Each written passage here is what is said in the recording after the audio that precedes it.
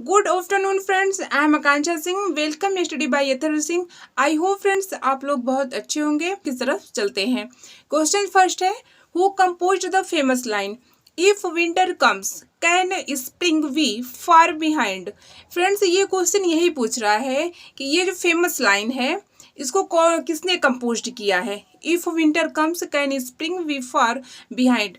Friends मैं आपको बता देना चाहती हूँ कि हमारे जो एग्ज़ाम होते हैं, जैसे एज में टीजीटी पीजीटी के एग्ज़ाम ले लीजिए, तो उसमें ये जो पोएम की जो लाइंस होती है वो अपने आप में काफ़ी इम्पोर्टेंट होती है। तो फ्रेंड्स उसको जो है पढ़ना और उसको याद करना, उस पर केयर करना बहुत ज़रूरी होता है फ्रेंड्स।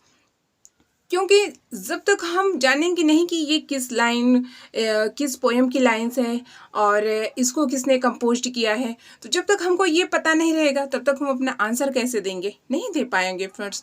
तो इसीलिए ये जो क्वेश्चंस आते हैं इसमें सबसे बड़ी बात ये होती है कि आपको पोएम का नाम पता होना चाहिए और राइटर या पोएट्स का नाम भी आपको पता होना चाहिए। तो फ्रेंड्स आपको समझ में आ गया होगा।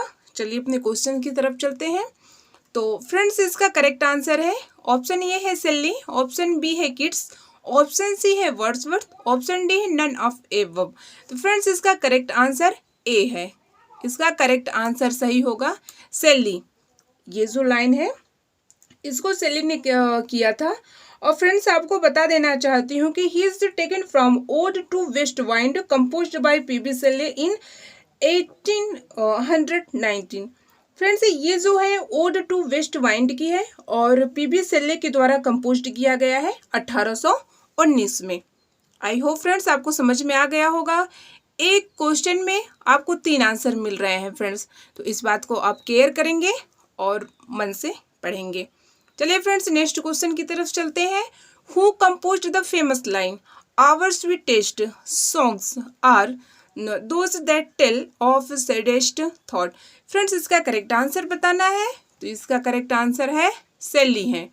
इसको सेल्ली लिखे हैं। और फ्रेंड्स इस पोएम का क्या नाम है, ये किस पोएम की लाइंस है, तो ये to a skylark composed P B Shelley. ये फ्रेंड्स टू ए साइला की है और इसको पीबी सेल्ले ने कंपोज्ड किया था। नेक्स्ट क्वेश्चन की तरफ चलते हैं friends. Who wrote the revolt of इस्लाम। कौन लिखा था द रिवोल्ट ऑफ इस्लाम। तो फ्रेंड्स इसका करेक्ट आंसर है सेल्ली। इसको सेल्ली ने लिखा था।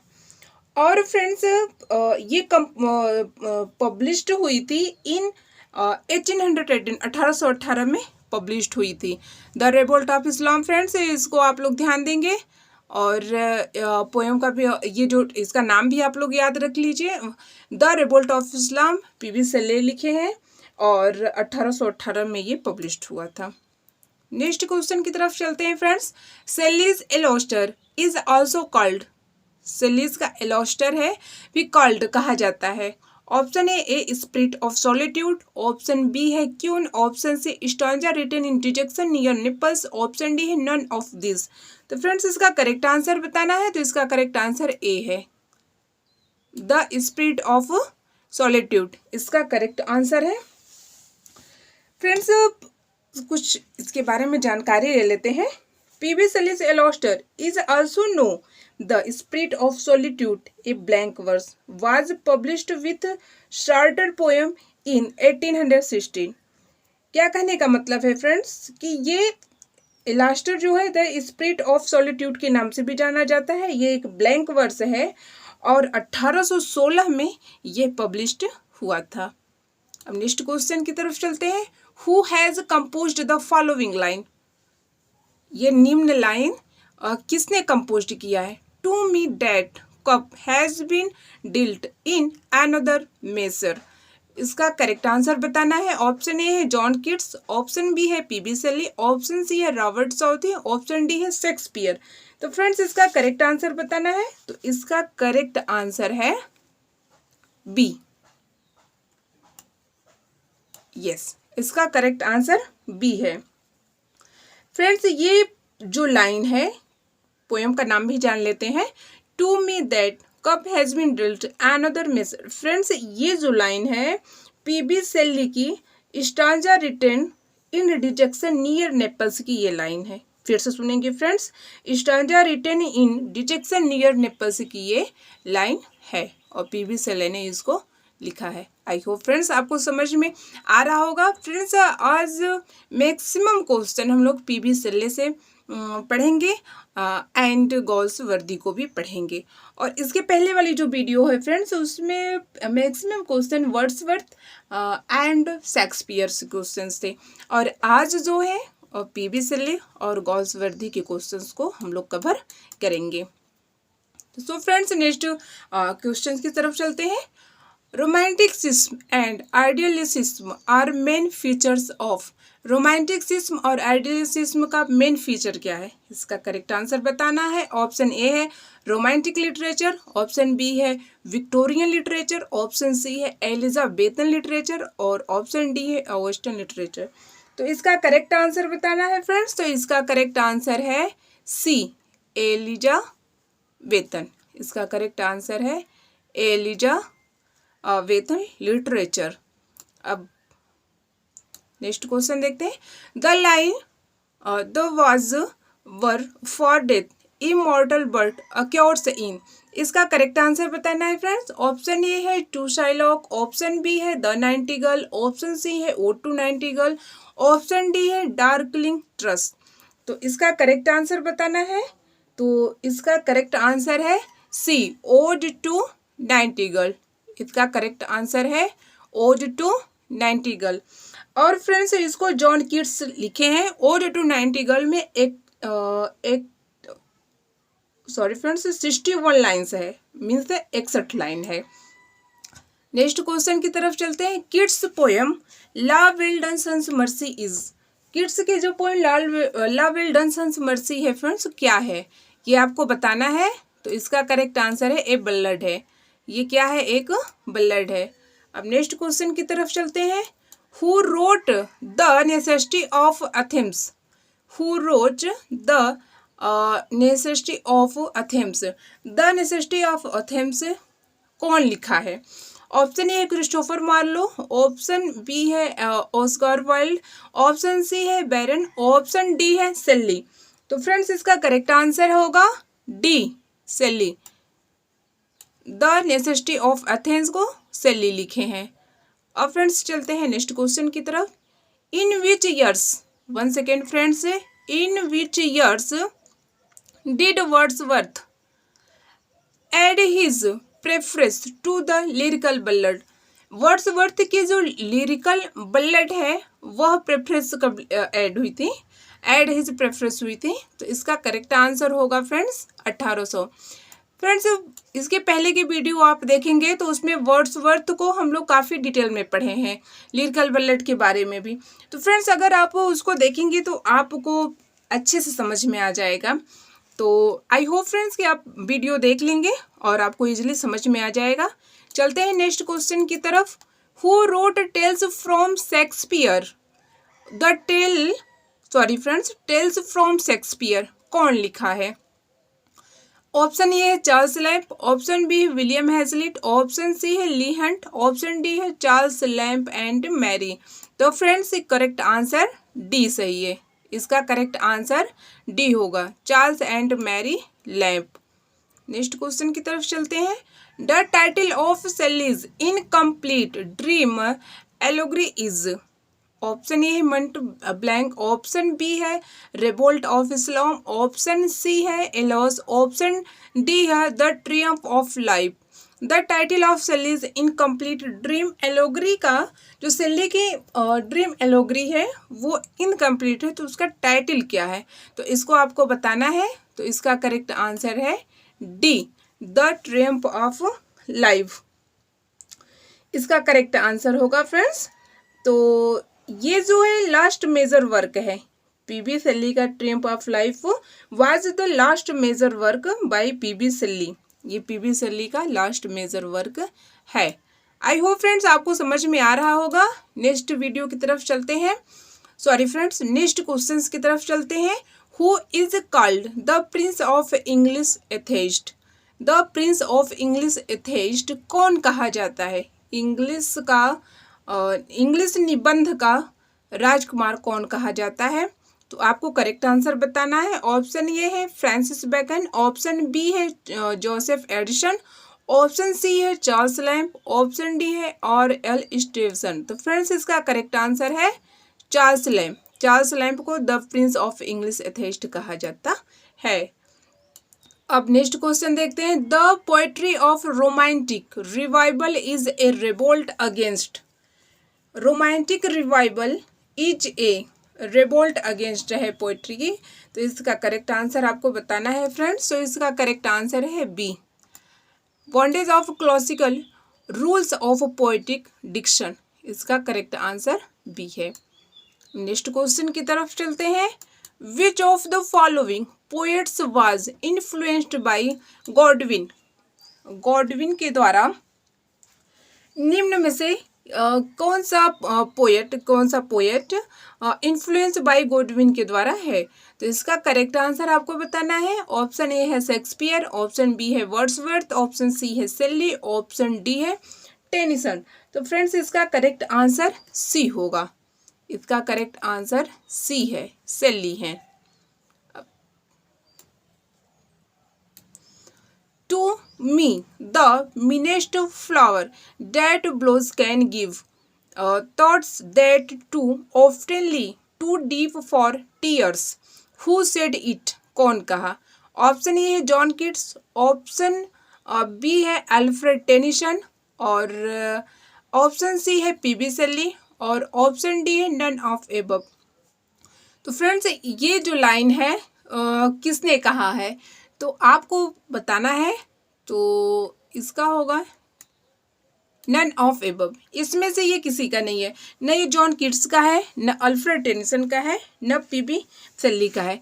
ये जो to me the meanest flower that blows can give thought that do often lie too deep for tears, ये जो लाइन है फ्रेंड्स ये बाय विलियम वर्ड्सवर्थ है।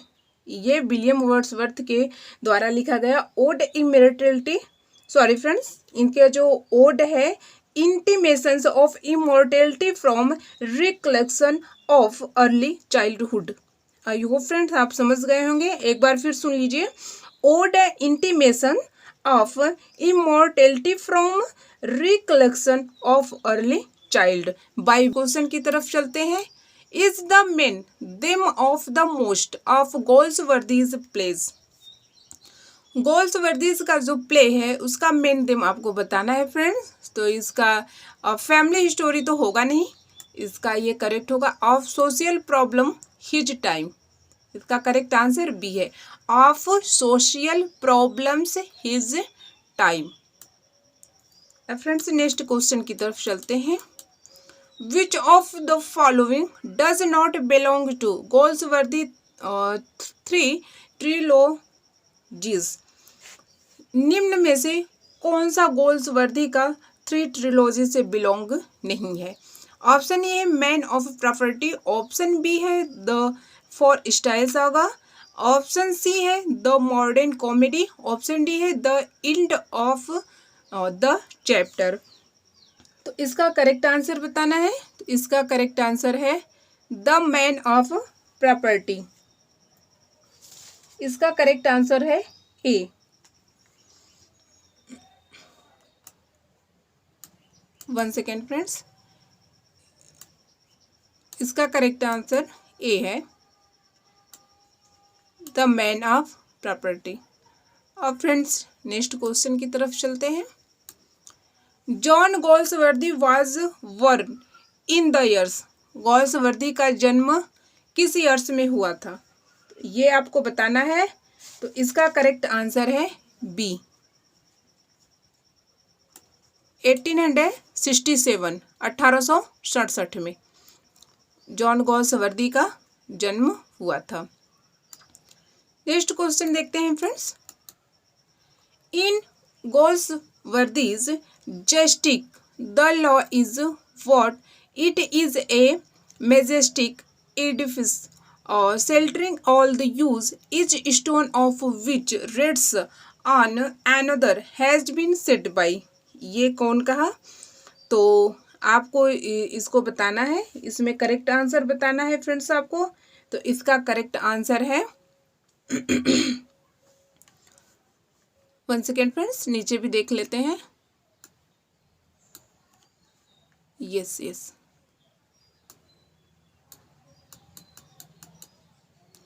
तो इसका करेक्ट आंसर होगा फ्रेंड्स जज। ऑप्शन ए सही है मेरे ख्याल से, एक बार आप लोग भी देख लीजिएगा।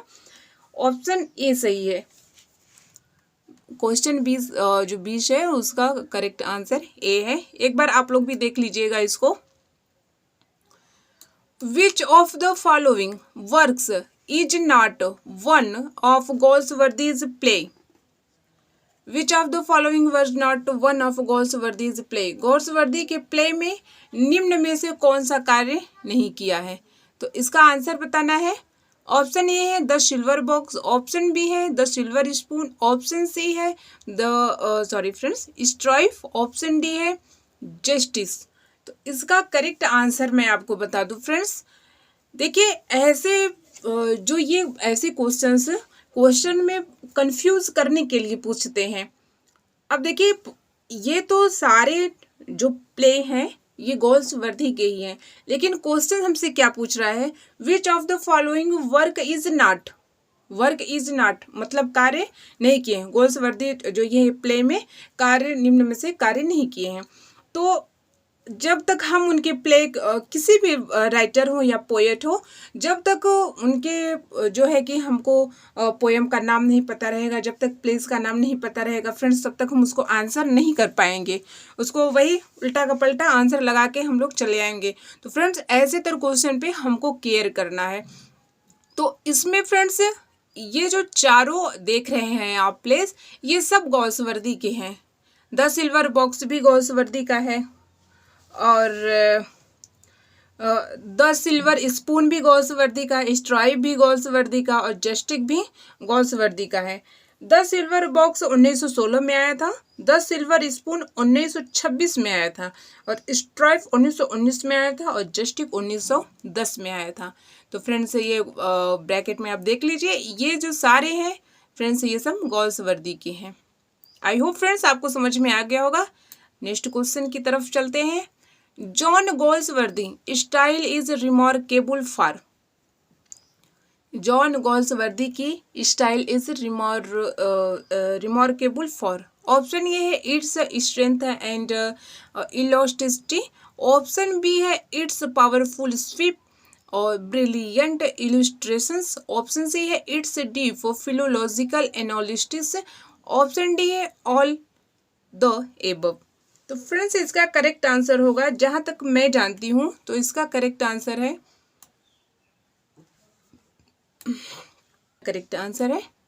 नेक्स्ट क्वेश्चन की तरफ चलते हैं। Which of the following plays is not written by गोल्सवर्दी?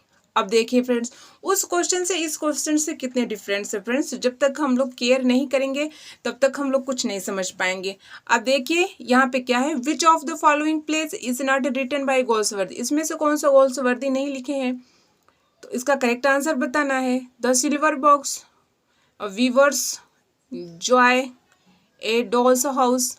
तो आपको पता है फ्रेंड्स ये तीनों जो है गोल्सवर्दी के हैं। ये जो डॉल्स हाउस है ये गोल्सवर्दी का नहीं है। अब फ्रेंड्स नेक्स्ट क्वेश्चन की तरफ चलते हैं।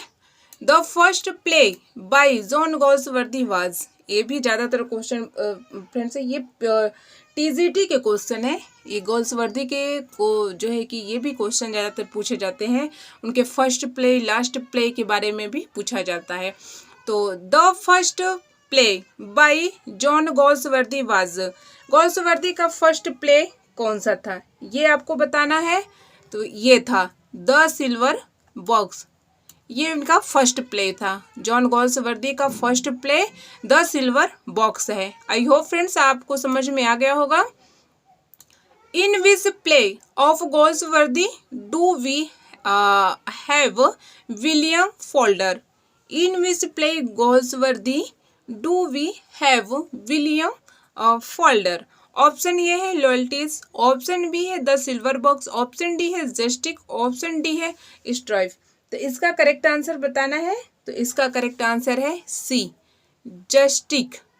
इसका करेक्ट आंसर है जस्टिक, सी सही है। अब नेक्स्ट क्वेश्चन की तरफ चलते हैं। Galsworthy belong to, Galsworthy belong करते हैं, तो किसे बिलोंग करते हैं? The 20th century. इसका करेक्ट आंसर सी है, द, 1 सेकेंड फ्रेंड्स, इसका करेक्ट आंसर है friends C, the 20th century से बिलोंग करते हैं गोल्सवर्दी। अब नेक्स्ट क्वेश्चन देखते हैं। Galsworthy's tragedies are called,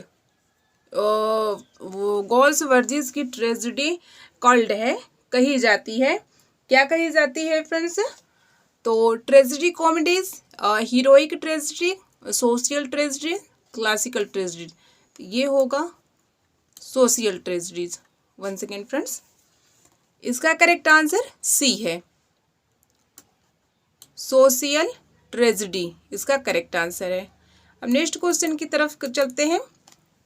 John Galsworthy was awarded the Nobel prize for literature. देखिए फ्रेंड्स, ये क्वेश्चन काफ़ी इंपॉर्टेंट है, ठीक है, ये एग्जाम में नहीं है, लेकिन इसको जानना बहुत ज़रूरी है।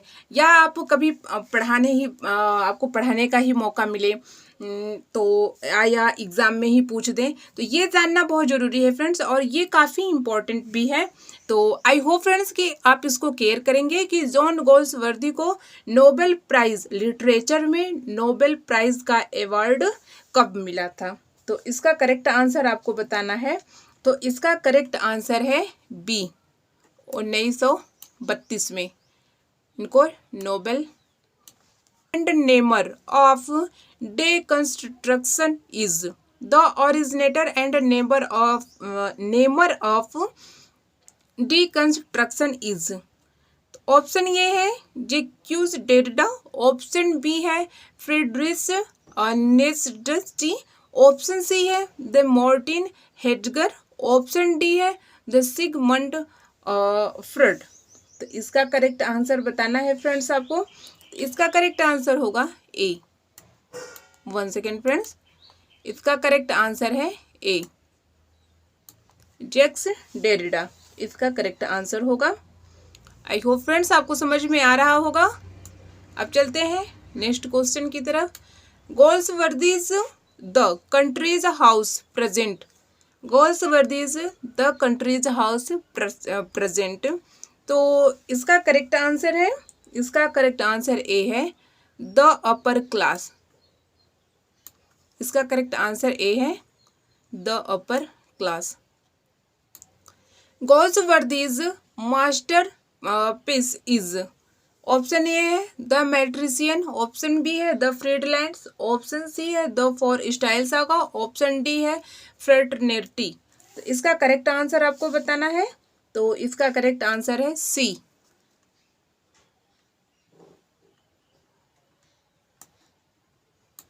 1 second friends, the Forsyte saga इसका करेक्ट आंसर है। ये सब काफ़ी इम्पॉर्टेंट है फ्रेंड्स, इसको आप लोग केयर कीजिए। ये नॉलेज भी, इसका जो गोल्सवर्दी के बारे में इन सबों का नॉलेज होना भी बहुत ज़रूरी है। चलते हैं नेक्स्ट क्वेश्चन की तरफ। John Galsworthy was the son of a, John Galsworthy son थे एक किसके? Novelist, merchant, a lawyer, D doctor. तो इसका करेक्ट आंसर बताना है। इसका करेक्ट आंसर है सी, लॉयर। चलिए फ्रेंड्स नेक्स्ट क्वेश्चन देखते हैं। Galsworthy began his literary career as, Galsworthy literary career, उनका लिटरेरी कैरियर कब प्रारंभ हुआ था? ऑप्शन ए है जर्नलिस्ट, ऑप्शन बी है द ड्रामेटिस्ट, ऑप्शन सी है a novelist, option D a poet. तो इसका करेक्ट आंसर है, इसका करेक्ट आंसर है सी। इसका करेक्ट आंसर है सी, ए नोबलिस्ट। 1 सेकेंड फ्रेंड्स, इसका करेक्ट आंसर द नोबलिस्ट होगा। अब नेक्स्ट वीडियो की नेक्स्ट क्वेश्चन की तरफ चलते हैं। The influence of class is depicted in, the influence of class is depicted in. Option ये है स्केप, ऑप्शन बी है द पिगॉन, ऑप्शन सी है the skin game, option D है लॉयल्टीज। तो 34 का करेक्ट आंसर बताना है, तो 34 का करेक्ट आंसर है लॉयल्टीज। अब नेक्स्ट क्वेश्चन की तरफ चलते हैं फ्रेंड्स अपने। गोल्सवर्दी इज, गोल्सवर्दी है, इसको आपको बताना है गोल्सवर्दी क्या है। ए pessimist both cynical and demotivating है, ए पैसिविस्ट है, ए रियलिस्टिक बोथ मिनट एंड डेलिक्टेड है, ए रिक्टिनिस्ट रेवोल्यूशनरी है। तो इसको बताना है फ्रेंड्स आपको। 35 का करेक्ट आंसर है C, a reality both, one second friends, yes, and depicted, a realities both minus, ये इसका करेक्ट आंसर है। The lower class was represented in Goldsworthy's, the lower class was represented in Goldsworthy's। Option इसका बताना है क्या correct है इसमें, तो इसका करेक्ट ऑप्शन है सी, फ्रेटर्निटी है। चलिए फ्रेंड्स नेक्स्ट क्वेश्चन की तरफ चलते हैं। Strive dramatize, strife dramatize, option ये है drama between lovers, option B है an interpersonal relationship, option C है ए स्ट्राइफ, ऑप्शन डी है ए वार। तो इसका करेक्ट आंसर बताना है, इसका करेक्ट आंसर है सी, इसका correct answer A A strike.